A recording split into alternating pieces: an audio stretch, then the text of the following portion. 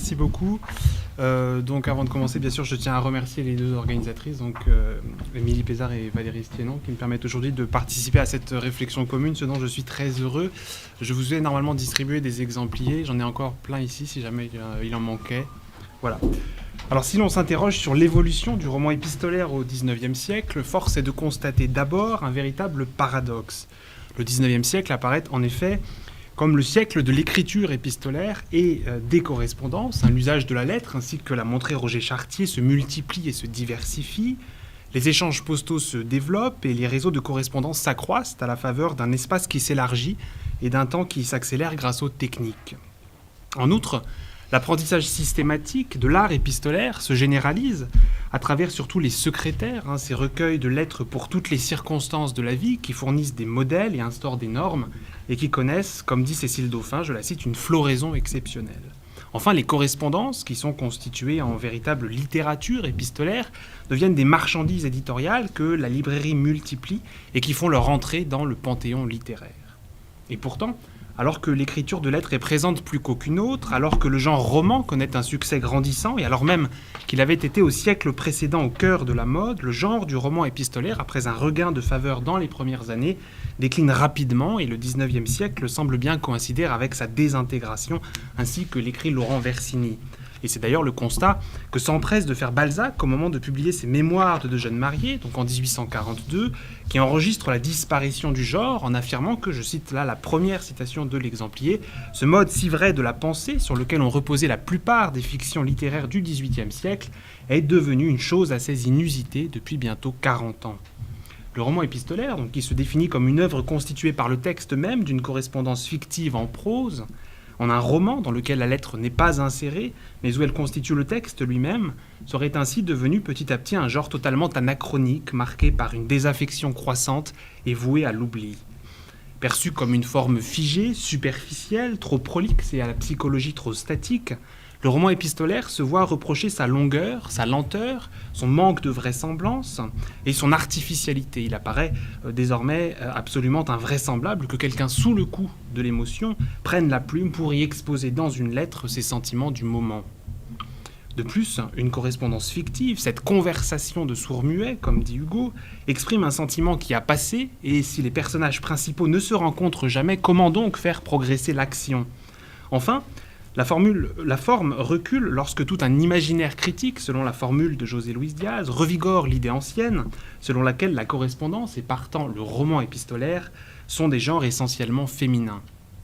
Alors, on ne s'arrêtera pas plus sur les diverses critiques qui sont formulées par les auteurs eux-mêmes à l'encontre de cette forme pour se concentrer plutôt sur diverses réalisations 19e de romans épistolaires.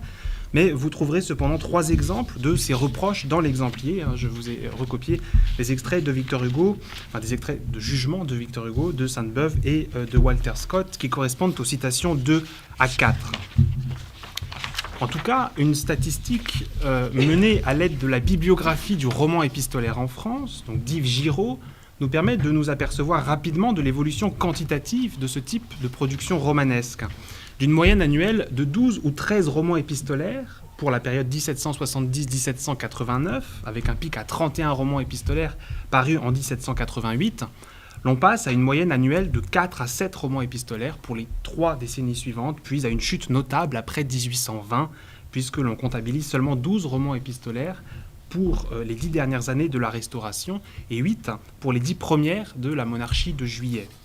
12 romans épistolaires pour les 10 dernières années de la Restauration et 8 pour les 10 premières de la monarchie de Juillet. Ainsi, la première moitié du XIXe siècle semble accompagner la lente agonie d'une forme qui essaye pour autant de survivre à la faveur de mutations profondes, de tentatives originales et parfois même de réussites éclatantes. Et si le roman épistolaire cesse de jouer un rôle majeur dans l'évolution du genre narratif, il semble pourtant qu'il faille être plus nuancé que ne l'est Balzac, qui donne à lire un verdict sans appel en décrétant le décès d'un genre prétendument invisible depuis le début du siècle. Et nous voudrions ici donc montrer que le roman épistolaire, malgré les critiques dont il est l'objet de la part d'auteurs qui proclament sa décadence, est un genre qui n'est pas encore définitivement perdu et qu'il oscille plutôt entre déclin et sursaut, souvenir nostalgique du siècle passé et tentative nouvelle. Quelles sont donc les diverses rémanences et les survivances contemporaines du roman épistolaire dans le premier XIXe siècle. On centre ainsi l'étude sur la seule première moitié du siècle, puisqu'à partir du Second Empire commence en France une longue éclipse pour le roman épistolaire, éclipse qui se prolongera jusqu'aux années 1890 environ. Alors après nous être arrêtés sur les deux phénomènes majeurs que constituent d'une part la surreprésentation du roman épistolaire féminin et d'autre part le rapprochement qui s'effectue entre le roman par lettres et le journal intime, nous regarderons de plus près quelques tentatives originales pour renouveler le genre avant de consacrer la dernière partie aux réflexions balzaciennes autour de la forme épistolaire. Balzac propose en effet en 1841-42, avec ses Mémoires de deux jeunes mariés, un chef-d'œuvre du genre dont Jean Rousset dit qu'il est, je le cite, peut-être le dernier des véritables romans par lettres. Mais commençons donc par nous intéresser à deux phénomènes particulièrement importants et qui marquent l'évolution historique du roman épistolaire dans la première moitié du XIXe siècle. Le premier d'entre eux, c'est le regain de faveur que connaît cette forme au tournant du siècle et qui passe par une surreprésentativité féminine. Alors si le roman épistolaire apparaît encore durant cette courte période comme une forme romanesque majeure, elle le doit en effet pour une bonne part aux romancières, dont Madame de Staël, qui publie Delphine en 1802, est la plus illustre représentante. Alors Éric Paquin, dans la thèse qu'il consacre en 1998 au récit épistolaire féminin, au tournant des Lumières et au début du XIXe siècle, avance les chiffres suivants. Durant la période qui va de 1793 à 1837, sur 174 romans épistolaires qui paraissent, 69 sont l'œuvre d'écrivains, soit 40%, une part que surpassent les auteurs femmes qui produisent 77 ouvrages, soit 44%, sachant également que le sexe de 16% des auteurs demeure inconnu, la page de titre ne portant pas de nom d'auteur. Voilà. Alors, dans les 2 décennies qui suivent le retour en France des émigrés, apparaît en effet une vague de romans par lettres féminins qui toutes semblent avoir gardé le goût pour l'exil, la migration et les thèmes du voyage, du départ et de l'isolement géographique. C'est par exemple le cas des romans de Madame de Souza, comme Adèle de Sénange, ou ceux de Madame de Rémusat, qui publie Charles et Claire ou La Flûte en 1814. Alors, les romans de l'émigration, que Laurent Versini appelle romans de l'exil, sont les romans des proscrits, des exilés de l'honnêteté ou de la liberté, qui s'inscrivent dans la lignée de L'émigré, un roman épistolaire de Gabriel Sénac, paru en 1797, et qui relate de façon explicite cet épisode de la Révolution à partir de destinées individuelles. Alors, Éric Paquin propose une division de ses œuvres féminines en 3 catégories. Il distingue ainsi les romans de l'émigration, qu'il fait aller de 1793 à 1806, les œuvres qu'il appelle les romans européens, sur une période qui irait de 1802 à 1815, et enfin les romans du retour, de 1816 à 1837. Donc les romans de l'émigration, les romans européens et les romans du retour. Alors, tandis que l'émigration appelle un roman épistolaire polyphonique, aux nombreuses et courtes lettres nées d'un sentiment d'urgence et aux multiples correspondants, dans lequel l'exil est multiple, collectif, caractérisé par la dispersion des membres d'un même clan, comme par exemple dans les œuvres de Madame de Genlis, les exilés romantiques des décennies suivantes n'ont, eux, rien à craindre de tels aléas. Leur correspondance n'est menacée par aucun danger réel, et ils pratiquent ainsi un genre beaucoup plus introspectif, prolixe, monophonique, se rapprochant du journal intime, dans lequel le destinataire joue un rôle de plus en plus passif. C'est par exemple le cas dans des romans comme Valérie, publié en 1803, de Madame de Krudener, comme Alphonse de Lodève, publié en 1807 par la comtesse de Golovkin, ou encore de Stanislas, publié en 1811 et écrit par Charlotte Bournon-Mallarmé. Enfin, dans la catégorie qui s'ouvre à partir de 1816, les œuvres qu'Éric Paquin appelle romans du retour voient les personnages réintégrer une France différente qu'on ne reconnaît pas et où sont évités les centres urbains auxquels sont préférés les refuges de province et la campagne. Le roman épistolaire féminin de cette période, donc de ce dernier genre, privilégie la formule polyphonique. C'est par exemple le cas de romans comme Athanasie de Réalmont, publié par Madame de Saint-Léon en 1817, de Louise de Senancour en 1817 également, publié par Fanny Messageot de Tercy, d'Olivier en 1822, de Claire de Duras, ou encore de Jacques en 1834, de Georges Sand. Mais la tendance générale des romans féminins de l'ensemble de cette période reste le privilège accordé à la forme monophonique, et elle est conforme en cela au mouvement de fond qui caractérise l'évolution du roman épistolaire et qui correspond au deuxième phénomène qu'il importe d'évoquer maintenant, à savoir le rapprochement qui s'effectue entre le roman par lettres et le journal intime. En effet, le roman épistolaire devient petit à petit une sorte de faux roman épistolaire. Ainsi, dans l'histoire générale du genre, on va vers un triomphe du système polyphonique sur la monodie. Celle-ci, lorsqu'elle subsiste, se rapproche de plus en plus du journal intime. On passerait ainsi de la formule à voix multiples, dynamique et vraisemblable, descendante en droite ligne de la tradition des liaisons dangereuses et prolongée dans le roman de l'émigration, à une formule plus monophonique et caractérisée par un accroissement de la longueur des lettres, l'accumulation, l'abandon de la réciprocité des échanges épistolaires et l'effacement du destinataire. On assiste ainsi à l'intrusion du journal intime et de la confession dans la lettre, à l'indifférenciation des discours diaristiques et épistolaires. Le roman par lettres n'est alors plus qu'un journal camouflé, la forme épistolaire n'en garde que les apparences et se modifie profondément. Alors on trouve une illustration de cette tendance des Delphines de Germaine de Staël, publiée en 1802. La 5e partie donne en effet à lire, je cite, des fragments de quelques feuilles écrites par Delphine pendant son voyage.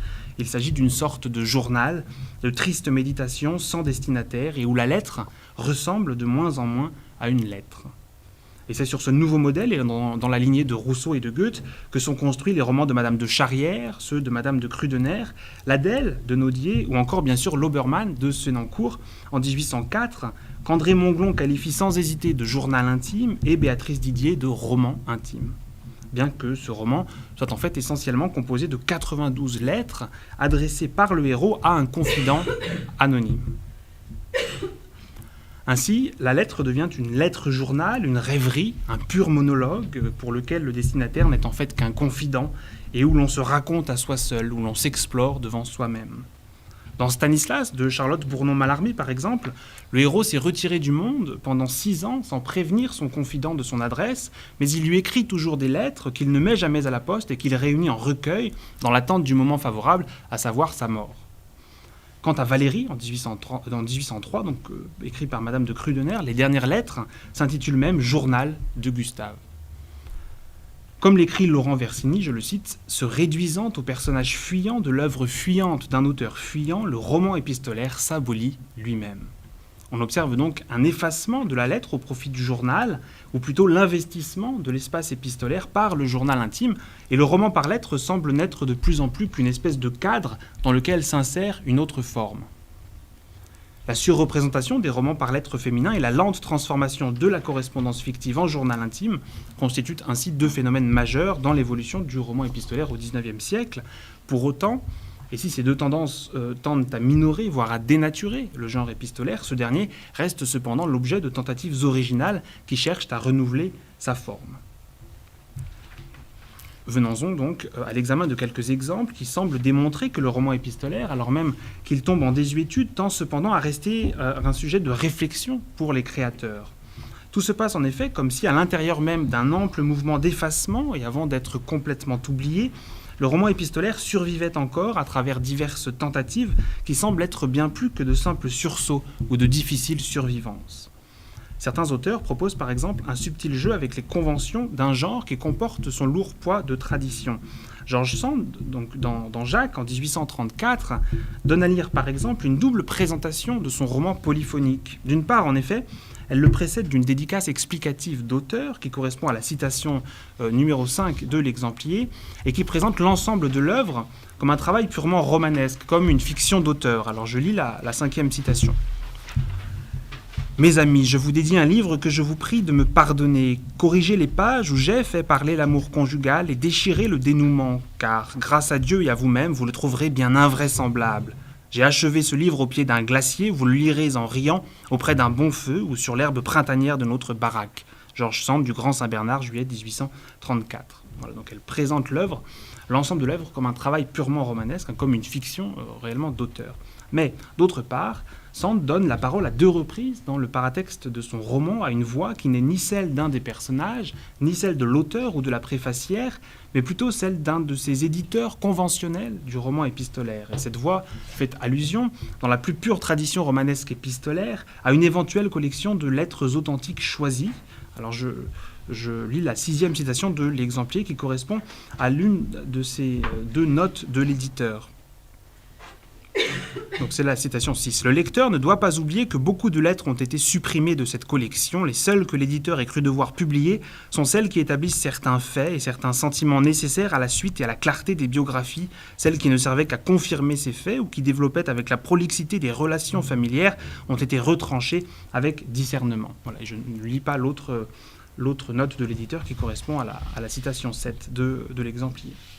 Par cette apparente contradiction, Sand met en fait en abîme une sorte de tiraillement dans la façon de présenter et d'envisager le roman épistolaire, plutôt que de feindre le discours préfaciel allographe, celui d'un pseudo-éditeur, ordonnateur d'une correspondance prétendue véritable. Elle assumerait un discours d'écrivain à part entière, c'est le rôle de la dédicace, mais en même temps, elle s'amuse à remettre en cause ce postulat en rattachant son roman au modèle traditionnel du XVIIIe siècle. Elle accepte ainsi de présenter l'ensemble comme un travail de pure création et d'invention, tout en jouant de la fiction du non-fictif et des conventions du genre. L'on trouve également une réflexion sur la poétique épistolaire et son rapport avec la vraisemblance et la tradition dans un roman qui s'intitule « 24 heures d'une femme sensible », un roman écrit par Constance de Salm, qu'elle publie en 1824, et dans lequel elle projette de faire écrire 45 lettres par le même personnage, au même destinataire, en l'espace fictionnel de 24 heures. Alors, il s'agit d'une jeune et jolie veuve qui, ayant cru un soir de théâtre remarquer de la froideur de la part de son amant, et imaginant son intérêt pour une autre femme, Madame de B, lui écrit. On est ainsi en présence d'un cas limite intéressant du roman par lettres qui s'attache à représenter, dans une analyse de type psychologique, le développement d'un unique sentiment, la jalousie et ses composantes, comme l'attente, l'espoir, le désespoir, le sentiment d'impuissance, etc. Dans sa dédicace explicative adressée à Madame la princesse de 3 étoiles, qui se présente donc comme une véritable préface, l'auteur mentionne cette singularité en l'abordant sous un angle matériel. Donc je lis la 8e citation de l'exemplier. Le court espace de temps dans lequel j'ai renfermé mon sujet me semble exiger aussi quelques explications. Peut-être croira-t-on au premier moment y voir une sorte d'impossibilité. Quelque importance qu'aurait réellement cette observation, je me la suis faite à moi-même et j'ai voulu pouvoir y répondre. Je me suis rendu compte du temps nécessaire pour écrire rapidement ces lettres. J'ai calculé avec soin les intervalles qui doivent les séparer et je puis assurer que s'il n'est pas ordinaire d'en écrire un si grand nombre en 24 heures, cela est au moins possible. Je pense que c'en est assez pour un roman. Madame de Salm propose donc une démarche originale de roman monophonique, un exemple extrême de roman épistolaire, où la narration simultanée, qui relate des émotions vécues en direct, semble pousser au maximum le critère de la vraisemblance et du topos, de l'authenticité des lettres, pour mieux dégager le roman épistolaire de certaines conventions. En outre, le roman épistolaire La Croix de Berny, publié en 1846, procède également d'une démarche originale qui participe de la réflexion autour de la vraisemblance, puisqu'il s'agit d'une œuvre écrite à 4 mains. Delphine de Girardin, Théophile Gautier, Joseph Méry et Jules Sandeau, écrivant chacun les lettres d'un des 4 personnages.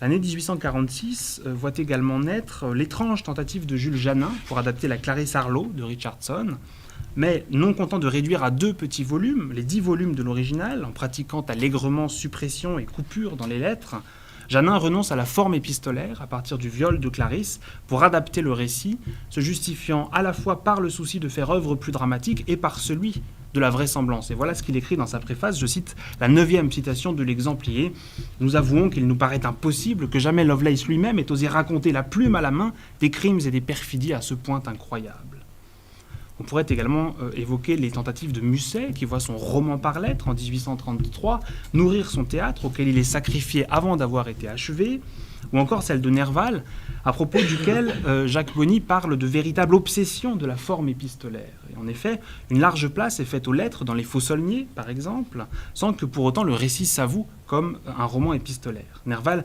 avait également le projet d'insérer dans Aurélia un ensemble de lettres dont nous ignorons la teneur et la composition, et il ne parvint qu'à rédiger 10 pages de son roman à faire, un petit roman épistolaire, dont le titre dit assez qu'il n'a pas été fait.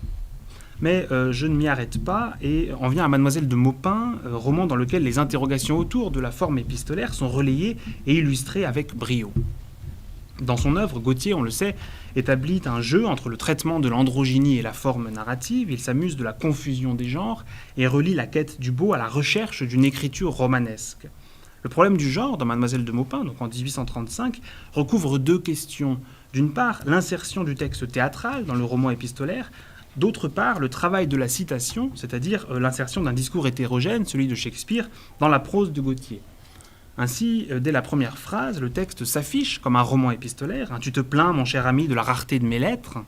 Mais le lecteur s'aperçoit bien vite que la lettre est trop longue pour correspondre aux conventions de l'écriture épistolaire et que le roman fait un usage très libre des genres. Sur un ensemble de 300 ou 400 pages, on ne compte ainsi que 13 lettres et elles ne permettent pas l'installation d'un jeu croisé de réponses. L'agencement des lettres, la composition ménage toutefois des effets de sens, nous faisant découvrir progressivement les personnages, jouant notamment sur l'ambiguïté de Théodore Madeleine de Maupin. Si les lettres s'adressent dans leur majorité à des destinataires qui sont hors de l'intrigue et dont on n'a que des prénoms, 2 lettres font une exception notable, celle du chapitre 13, où d'Albert déclare sa flamme à Mademoiselle de Maupin, et celle du chapitre 17, où elle lui annonce son départ. En somme, le seul véritable échange épistolaire débouche sur un non, c'est-à-dire sur un refus de l'échange. La forme dramatique qui apparaît au chapitre 4 et au chapitre 6 et qui prépare la représentation théâtrale du chapitre 11, ainsi donc que l'usage qui est fait de la lettre, viennent alors souligner l'enfermement des personnages. Dans les formes du dialogue, les personnages installent des monologues réflexifs et Gautier ménage des effets spéculaires à la fois à travers les remarques des personnages sur leur propre style. C'est par exemple d'Albert qui écrit « Ouf, voilà une tirade d'une longueur interminable » et qui sort un peu du style épistolaire, qu'elle tartine, mais aussi à travers les ruptures de l'énonciation romanesque, comme au début du chapitre 6, et je vous renvoie à l'extrait numéro 10 de l'exemplier. En cet endroit, si le débonneur lecteur veut bien nous le permettre, nous allons pour quelque temps abandonner à ses rêveries le digne personnage qui jusqu'ici a occupé la scène à lui tout seul et parler pour son propre compte et rentrer dans la forme ordinaire du roman, sans toutefois nous interdire de prendre par la suite la forme dramatique s'il en est besoin, et en nous réservant le droit de puiser encore dans cette espèce de confession épistolaire que le susdit jeune homme adressait à son ami, etc. Cette espèce de confession épistolaire, tout en jouant de l'hétérogénéité romanesque, intègre les évolutions récentes du genre, puisque les lettres, toujours longues, se rapprochent par endroits du journal intime et proposent une réflexion sur la figure de l'hermaphrodite et l'hybride qui passe par la forme épistolaire. Ces différents exemples, qui sont autant de tentatives pour renouveler la forme d'un genre menacé d'obsolescence, tendent ainsi à prouver que le genre n'est pas définitivement oublié dans les années 1840, au moment où Balzac fait paraître ses mémoires de 2 jeunes mariés. Arrivons donc aux réflexions balzaciennes autour de la forme épistolaire, réflexions qui trouvent une forme d'aboutissement dans les mémoires de 2 jeunes mariés, donc en 1841-42. Le genre épistolaire, le seul système qui puisse rendre vraisemblable une histoire fictive, ainsi que le qualifie Balzac dans la préface de l'édition originale d'Ulysse dans la vallée, donc en juin 1836, constitue dans cette correspondance fictive de 2 amis tout juste sortis du couvent une synthèse parfaite des schémas du XVIIIe siècle et des évolutions proprement XIXiémistes. Le roman se fonde sur la réciprocité des confidences et fait progresser le récit par états successifs. Après la séparation spatiale de Louise et René, représentée comme la rupture d'une fusion originelle, la lettre constitue un substitut à la discussion. Elle est, je cite René, le pis-aller de confidences écrites substituées à nos chères causeries, et le genre épistolaire propose alors, comme le dit Florence Terrasse-Rioux, une représentation de la communication impossible et de la distance nécessaire, en devenant le lieu d'un dialogue qui prend la forme fondamentale d'un débat contradictoire sans intervention narratoriale. En effet, le roman représente 2 conceptions de l'union conjugale et organise par contraste l'édifiante victoire de René. Le débat porte sur la place de la passion et de l'individualisme féminin dans le cadre du mariage et s'inscrit explicitement dans la lignée de la nouvelle Héloïse. Balzac plie ainsi l'instrument épistolaire à des fins qui lui sont propres, plus encore que l'illustration de l'axiome selon lequel le mariage se fonde bien plus sur la maternité que sur la passion. Les lettres permettent surtout à chacune des 2 jeunes femmes de vivre par procuration la vie complémentaire de la sienne, la passion pour René grâce à Louise, le bonheur maternel pour Louise grâce à René. Les mémoires de 2 jeunes mariés apparaissent ainsi comme une véritable réussite, mais aussi comme un point d'orgue dans l'œuvre de Balzac qui multiplie les réflexions autour de cette forme romanesque, ce qui n'a, semble-t-il, jamais cessé de l'attirer.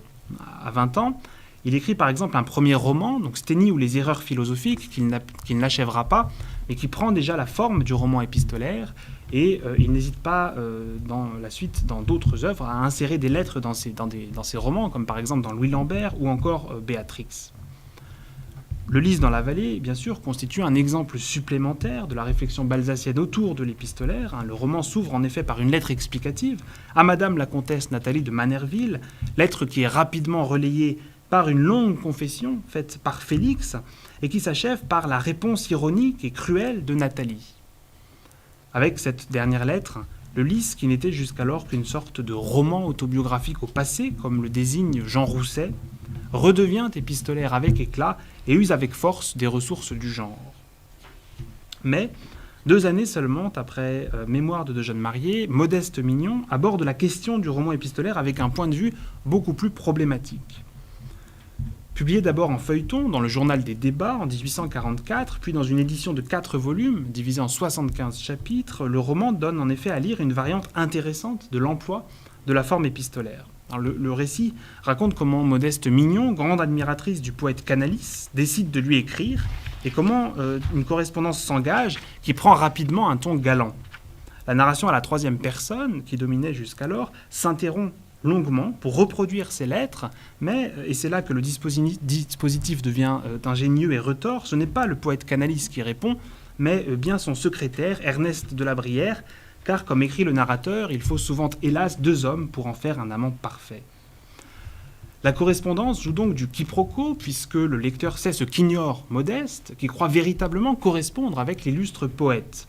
De plus, l'introduction de ces lettres n'apporte pas véritablement d'effet de dialogisme, elle ne ménage à l'intériorité de Modeste qu'un accès très problématique et interroge le crédit qu'on peut encore accorder à la communication épistolaire.